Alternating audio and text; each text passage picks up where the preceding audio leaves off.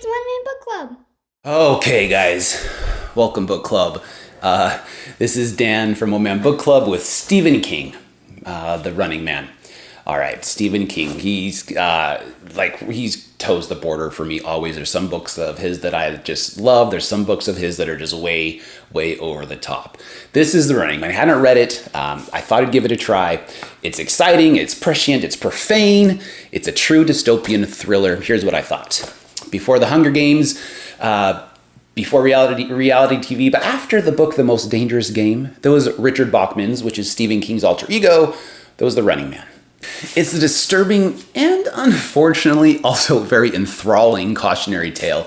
It's a chilling prediction that resonates even more strongly in our modern age of political turmoil, social media, and reality overload.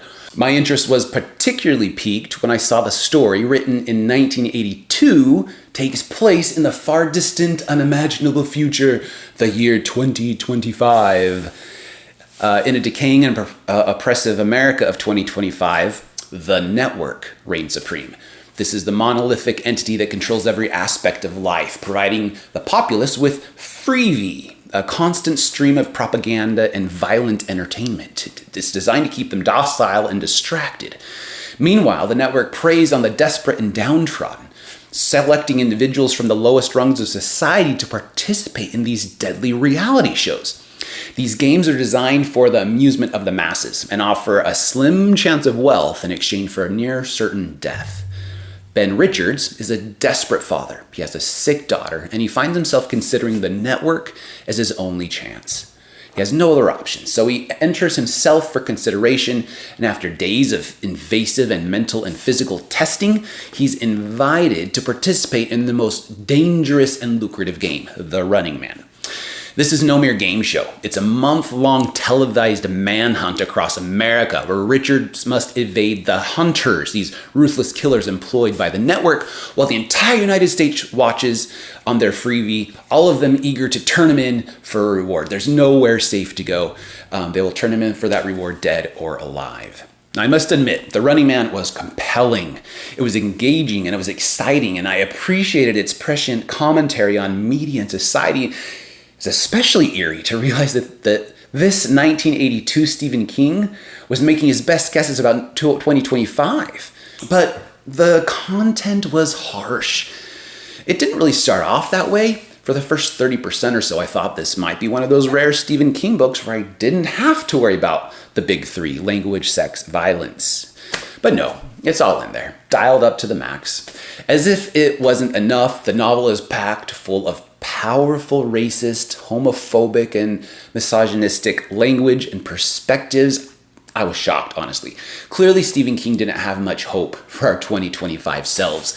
While one could argue these elements are important to the tone and setting of the story, this deeply broken and brutal future, they can be extremely hard to read and potentially triggering. So just go in with your eyes wide open. Stephen King released 4 books as Richard Bachman between 1977 and 1982, and they're all dark and despairing. Rage was the first of them, but King let it go out of print in the 90s when the school shootings it describes stopped being fictional. The Running Man was the last one. It crafts a chilling version of manipulation and societal decay, which surprisingly King kind of got right. It explores themes of desperation, survival, the corrosive influence of unchecked power. The tension is almost unbearable as Richard's situation quickly deteriorates, and the end is both bleak and powerful. The book's social commentary is sharp, highlights the dangers of mass delusion, and the danger of exploiting the vulnerable. The pacing is brisk, making a gripping read. It's a thriller, and it's not that long. It's not like the longer books that he wrote later on. It might not satisfy everyone. The content pushed the limits of my tolerance. But it's undeniably thought-provoking. So the content to be aware of specifically: very strong language, strong graphic violence. Like, I still can't get the image out of my head of this character snagging his dangling intestines on the furniture while trying to move while holding in his guts. Yeah, sexual content. Now, there's not graphic descriptions, more blatant disregard for women's sex and body functions.